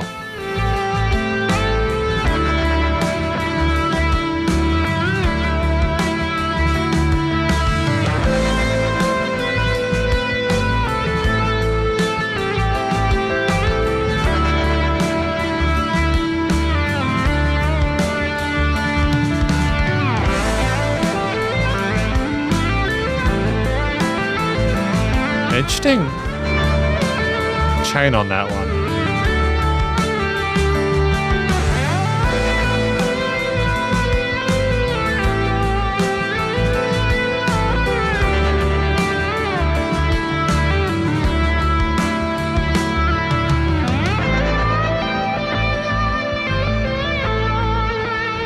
I mean, the guitar sounds like it's grieving for America, which I think is a really interesting concept considering how things are at the moment.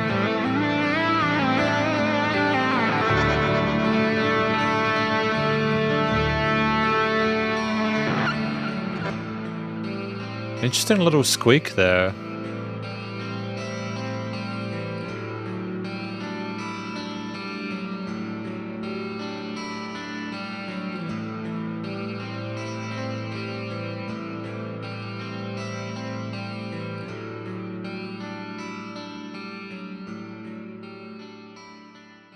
So that was America, track number 9 off of this album, Heaven's Door by Carl Anderson. Now, I think this track is talking about the main issues that we have in America, such as the stock market, finances, the way that billionaires invest their wealth, and the lie that the public and the billionaires are on an equal kind of playing field in that regard, at least in regards to access and the way that things kind of quote unquote trickle down, etc. We also talk about the firearms issue. There was a really interesting section in the middle after Trump's bid where like you have the sound of cash registers, ka-ching, ka-ching, ka-ching, ka-ching, and then you have someone like locking up.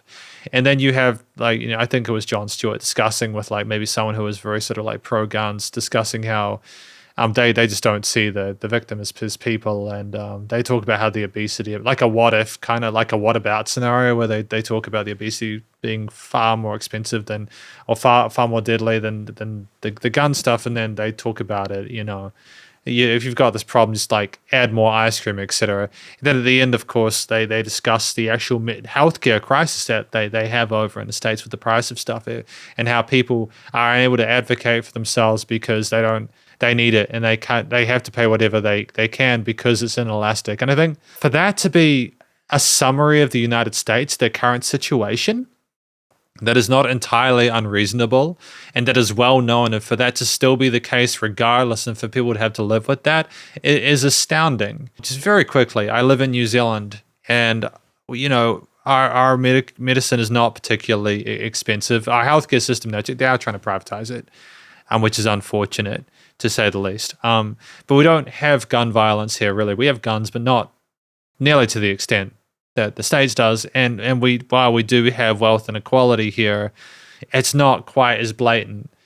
And it's a different world, man. I feel for people having to live in that society, especially those who just didn't get the best start at life. I think as a comment on the States, I feel it's creative, especially with the use of the kind of Foley, like the actual sort of cash register sounds and the gun sounds, etc. The different interviews and different perspectives and different opinions from people sort of like interwoven within this. I thought that was really creative. And then you've also got the fact that this track is 8 minutes 47 by far, not really by far, but it is the longest track on the album. You're up to your necks in IOU. You're suckers. That is how America starts. And you've just got this like really intense first minute or 2 minutes of this kind of really rough sounding, not like poorly recorded or like performed, but like a kind of a really kind of harsh sounding guitar tone there. It's fiery and it sizzles there, and the drums and the kind of bass to like sing along with that. And you've got all these different guitar leads. One playing one melody and the other one kind of like slides in over top and it's doing its own thing, and they kind of interlace and amalgamate in a way where it's kind of overwhelming but also kind of weirdly gorgeous at the same time. It's just incredibly complex, one bit after another, as more information gets provided. And then like after you get like with most of it going away aside from the bass and the drums, the thump with the spoken parts there, you have this wonderful string piano section that just comes away from that harshness in a way that's incredibly beautiful. Like it's just such a lush texture to it. It's almost like you're in this wonderful cloud there. It's dreamy, that it's hypnotic, that the actual sweetness of it is incredible. And it's because you go to these extendeds, you take away those harsher textures and it just becomes a lot more palatable. Like it really is a true A/B test. And you have this incredible string solo there, which comes in and it flutters and it kind of cascades over top of everything else. The drums come back in and have a great sense of pace, and they work well with the quarters, eighths, and sixteenths across it and explore it well. And the offbeats are adhered to.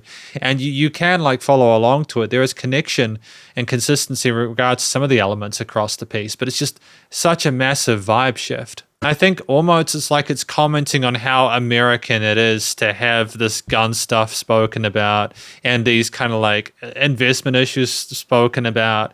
And then we kind of get away from that perspective and we kind of soften things. And oh no, there's another harsher perspective with the harder stuff behind it. And like when we talk about the healthcare stuff, it's almost like we have this really fantastic another lead synth there that has this wonderful portamento smoothness to it that kind of glides in and out and doesn't have like a same kind of intensity throughout. It kind of warbles in and out. And it's great because it's just another unique sound that they're putting in that explores those extended harmonies really neatly. With the guitar, the harmonies on the arpeggios on the left side with the clean guitars, the right side, the piano playing a wonderful little sort of solo lead piece on its own. They're exploring right-hand arpeggios, scales, and triads. And it's just such a different, it's such a different feeling to it that it's so well structured in the sense that you never stay on something for too long. You glide through it, and it's just on its own. It's kind of like an interesting summation. It could be an album by itself. It's just such a tricky song to sort of like summarize neatly because there's such an incredible amount of context and value within it. It's like there is no filler despite the length of it. It sort of shows the maturity and the experience of Carl Anderson and everyone else involved at this point, that they can manage to sort of like navigate something like that fantastically. And really, I've got nothing but love for it. Production-wise, studio grade, commercial grade. Thematically, I do think it's trying to infer a sense of the kind of the American spirit being the rock and roll, harsh guitars, bass, and drums. Stuff sucks, but it's rock and roll kind of thing. With the complexity of the softer elements kind of maybe trying to be a bit more gentle, inferring there's another sort of alternate to the existing condition. But then at the end, I just think things come full circle and we kind of realize how screwed things are. It's an interesting idea, but I appreciate the creativity and the polish on it. Because for the final track for today, we have Mortal Coil, number 10. It's been a long video. It's been a while since I recorded for almost 2 hours.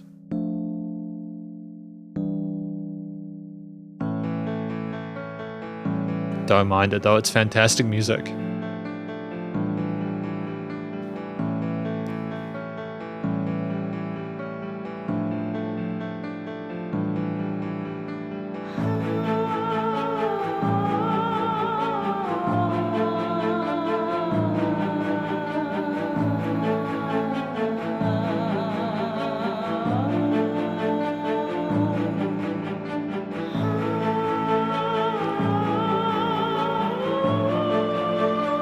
Have we got a soprano?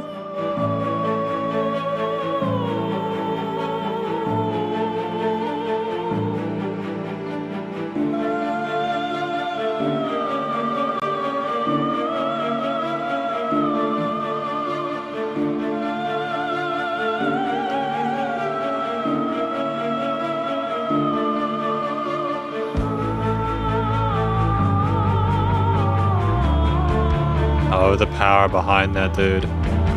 That crescendo.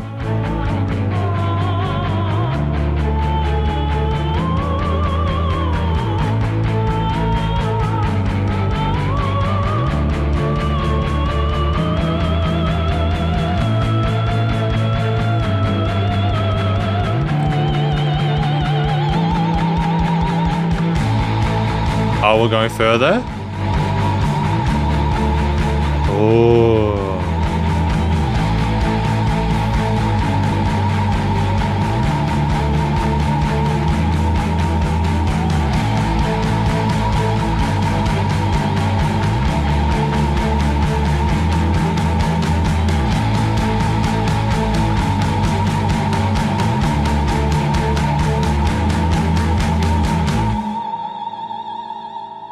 Phenomenal performance there.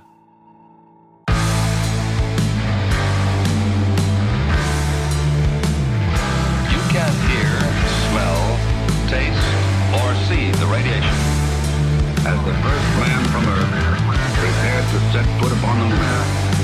And why they didn't see it or couldn't see it when they were examining him, I'll never know.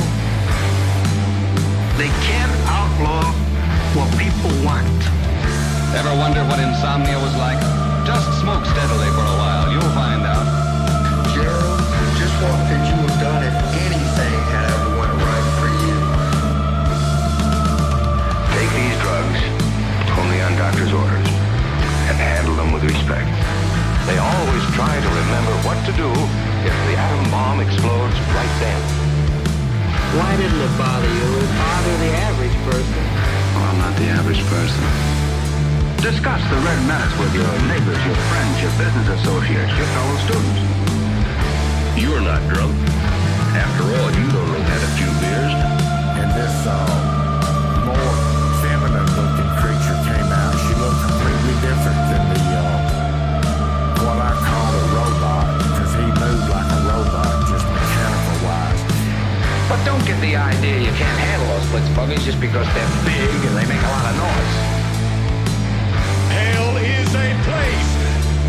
And I feel in law enforcement, there are many interesting jobs for women.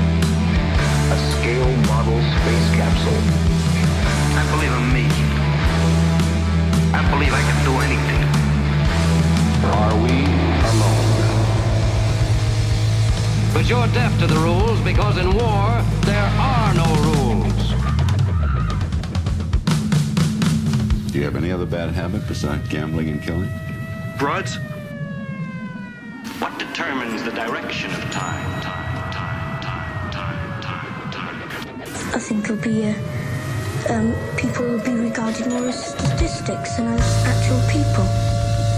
The public is the biggest suckers that ever lived. I think it's going to be very boring.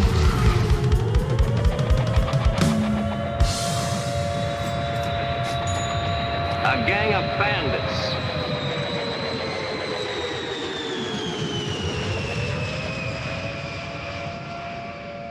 Well, let me take some of these clothes off my pants here. Do you have something on under them? Well, let's see. Whoops! Oh, it's my surgeon's pants! Ta-da! Oh, let me get these off now. Be here now. Remember, be here now.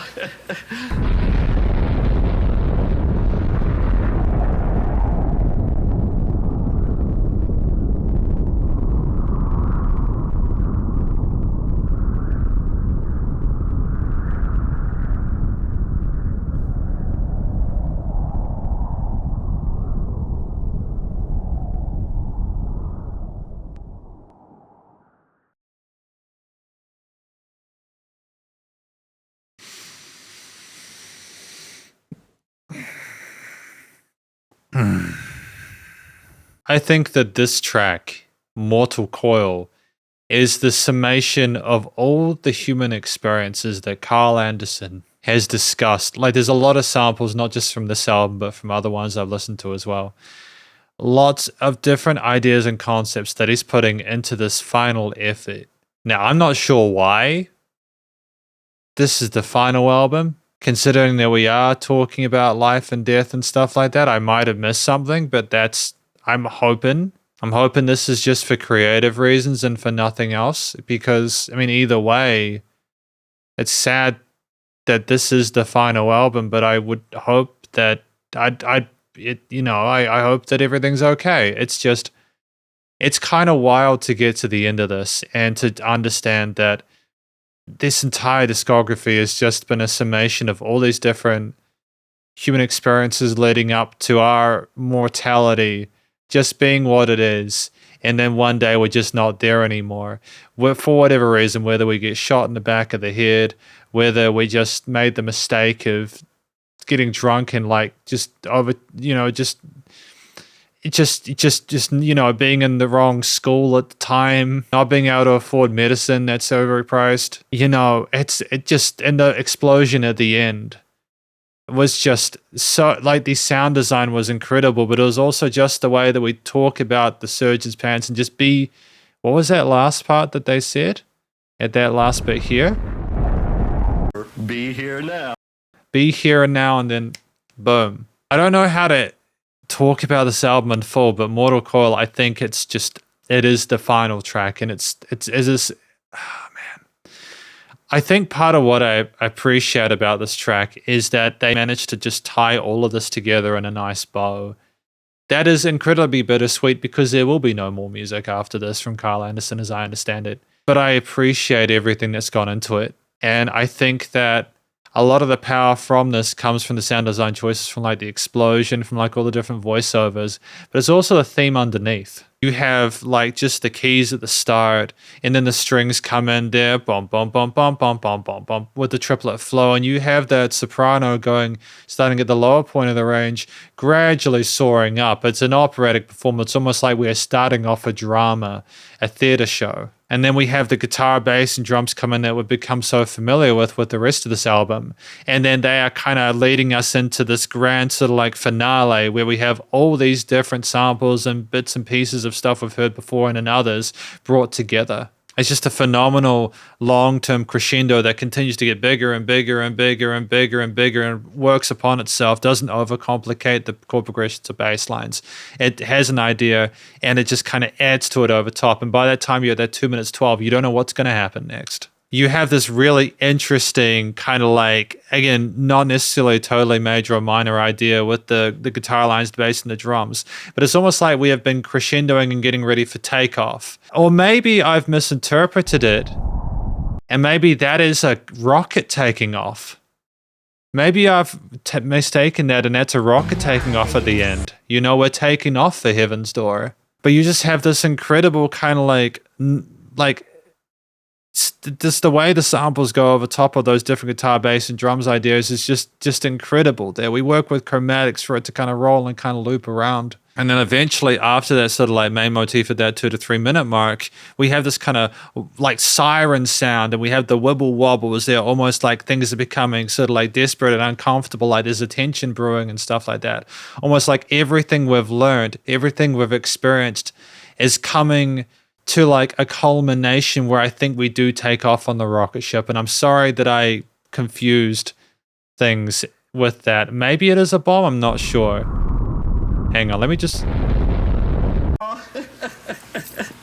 Oh, let me get these off now. Be here now. Remember, be here now.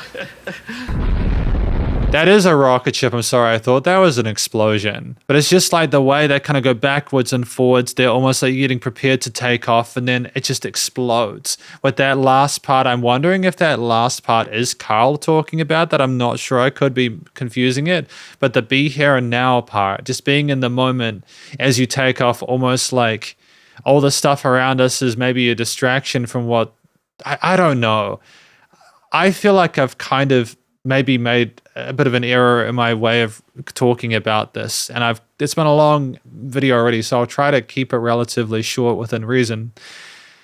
I started feeling very emotional with that last track. I think I started to almost feel like I wanted to cry at that 3 minute mark, because you kind of realize it's the end, and you have all these stories that you've heard, and you just realize how it's thematically fantastic journey, compositionally, structurally phenomenal with the the suspense of the soprano, just beautiful vocal performance here. By the way, soprano vocalist, the singer at the start, did a tremendous job on the microphone, incredible technique, wonderful affectation towards it, a fantastic sort of decision to include that. I don't think we've had that before now, if I'm not mistaken.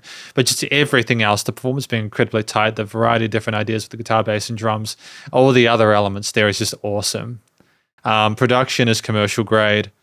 We're going to talk about this album more in the conclusion. And just before I go, I want to sort of give a shout out to the people on the screen there. All these people, Carl Anderson and Marvin Mins. Carl Anderson doing a lot, got guitar, bass, piano, string, synths. Drums by Bernardo Iacono. I think they've done previous drums for Carl Anderson, so that's fantastic. The Special Moon Sounds track 1 from Noel Anderson, as well as percussion track 1, Olivia Anderson, H9. That's awesome. And saxophone track 2, Jordan Matza. Piano track 5 to 9, Nemius Teixeira, Brazil. Violin track 9, Nino Chiquveldades. So vocals track 10, Mylan B, Argentina. And then Choco Milk Flute, Gary Anderson from England. Let's talk about this album more in the conclusion. And welcome to the conclusion of my review of this album from an actor named Carl Anderson entitled Heaven's Door. Now, this has been a long video, so I've spoken about each of these 10 tracks within their own sort of mini conclusions. There should be chapters on YouTube for these. I'll try and put timestamps in the version I give to Carl as well so that they know which track is where. This is a movie-length review. I think that I've had probably one of my favorite album experiences, if not the favorite album experience I've had this year from this. It's always a pleasure reviewing Carl's work. It's very different to a lot of music that I review because it is almost always instrumental with use of samples and interviews and other bits and pieces and informational, instructional videos. We had a soprano, to be fair, in Mortal Coil, and Verboten, as far as I'm aware, was a complete instrumental without any stuff over top. But it was just wonderful to have all these bits and pieces included. I just want to give a shout out to the amount of work alone in trying to get these different stories put in there in a way that is meaningful. I adore the music itself. It's so difficult to try and provide parallels across all of them that aren't overly generic. And I'm going to, again, try and keep this conclusion short. But I suppose structurally, with most of these tracks being through composed, we just smashed it. There was never any filler. You didn't have any verses or choruses or anything like that. Each of these tracks was an adventure. And we sat there and you listened along and you tried to figure out what happened next, and it never became predictable. There was never a moment where I was like, why are we doing this? Why is this here? We had incredible instrumental performances across the entire range of elements. We had a wide variety of genres here. Lots of different guitar ideas, both distorted and clean, rhythm and lead. Lots of really cool bluesy kind of lead solos with some jazzy influences as well. We had some kind of middle parts here, some interesting rock and roll elements there. The bass parts there, working with the minor and major, the modes, different Phrygian passages there. Some interesting sort of like licks on those. The drums were absolutely incredible. A wide variety of different grooves and chops there. We were spectacular across the range in a variety of different genres. Like there was some jazz, some bluesy elements, some rock, some metal bits as well. These are like the sci-fi kind of like fantasy aspect ones as well were great. But there was never a weak point on percussion either. We kept time tremendously. Some of the dynamic stuff were like the ghost notes as well, some of the triplet ghost notes. The drum fills were just absolutely ludicrous. And I love the finesse across the kit and how we kept things going with the guitar and bass parts. But it was also some of the incredible piano performances had, mainly right hand, but just how articulate we were on those, working those triads and arpeggios though. The synth lines, the pads, just how elegant we were, not only with our different melody lines and the atmospheres that were created from those, but also knowing how to do those various lead solos and sort of expand upon some of the existing guitar parts, as well as creating our own identity for those. We had some wonderful pad sort of atmospheric ideas there, some interesting sort of bass sequences as well. The actual design sound-wise of those was tremendous. And just the string sections that we had like further on were were either blissful or they were incredibly kind of like dramatic, but in a way which made sense for the gravitas of the piece there. The saxophone solo that we had, I think Jesus Take the Wheel was just tremendous, just absolute chef's kiss with the way that floated on, like that, like kind of spun around. It was very kind of raunchy and intense, but incredible at the same time. The finesse on that was tremendous. And just, and even the glockenspiel, little bits of ear candy, stuff going around the stereo field. There's so many different things that we use to create these moods and ambiances and effects and genre influences in a way that was appropriate subject matter, but we allowed space for the people to talk and to sing as well. It never was about one thing or the other. It was about the entire experience that was created so wonderfully here from everyone involved. Thematically, I feel like every single track matched the subject matter that was involved with it. Mortal Coil is my favorite track for the reason that it simply is it's the conclusion. And it's just tied everything so neatly so together. And the idea of us rocketing up, starting Heaven's Door, like again, I'm seriously concerned. I'm not sure why this is the final album, aside from it being a choice on their part. I hope that Carl Anderson is okay. We might have spoken about it before, I'm just not sure. But Carl Anderson, at the start of this album, considering our own mortality and our significance in the universe and our belief in heaven going up, like to Mortal Coil, we take off on a spaceship. This album, to talk about what it's even about, which is usually the first thing I discuss, I think is simply talking about human beings and our place in the world and our own imperfections and us trying to cope with everything around us and our complexity, and then eventually going up in that spaceship. That's what it is, I think. Omertà, in particular, parts 1 to 5 were phenomenal with the storytelling. America was just a great social commentary. Immortal Coil was just, again, as a culmination of all those various influences and commentaries we've had. Heaven's Door, discussing our place, and Verboten simply being just the force, the back and forth, the forbidden nature of it. And then Jesus Take the Wheel being about, the risks we take when we think we're okay, but we're not. And us not knowing that we're not. Studio production-wise, as a final comment, because this is 2 hours now. This review is literally 2 hours long. Studio production-wise, it's wonderful in that you could hear each and every vocal clearly, even with a little bit of kind of vocal fry kind of like distortion we had. We had a great sort of like polish to the way everything was recorded, from the guitars to the synth, bass, drums, pianos, keys, everything. You could hear everything clearly. If there were effects changed, they made sense, they mattered. They were used artistically, stylistically to elevate the mood and keep things sort of like nice and balanced and polished. There was dynamic range to this. Things were in the same loudness the entire time. We knew to play with crescendos and decrescendos, and we had nice automated fade outs as well in certain parts there. We had moments of rest and moments of silence. And then, Jesus Take the Wheel at the end of it was just silent for a while when you had to use like blank space as well. It was nice and loud with our pump because of the bus compression Leamington was handled. I want to congratulate Carl on just their phenomenal efforts with their music, as well as Noel, Olivia, and everyone else involved. This is incredible music, and I think you ought to be proud of yourselves. And I hope it's a weird feeling. Just being, I suppose, and it's a good feeling, but it's a weird feeling being thankful for music. Because I'm not the kind of person who is thankful typically that music exists, but I'm feeling that so strongly now. And I just want to say that it's been a pleasure to review music, and I wish everyone involved the best of luck in future with their musical endeavors. So thank you. I haven't had this before. Thank you for watching my review of this album from an act named Carl Anderson, titled Heaven's Door, and hopefully you enjoyed it. If you did, please go show some love via the various social medias and the Bandcamp page, and stay cool, stay safe, and please remember to support your local musicians and artists at this point in time, as need the help more than ever with all the crazy stuff going on in the world. And I'll catch you in the next review. Spiderhands out.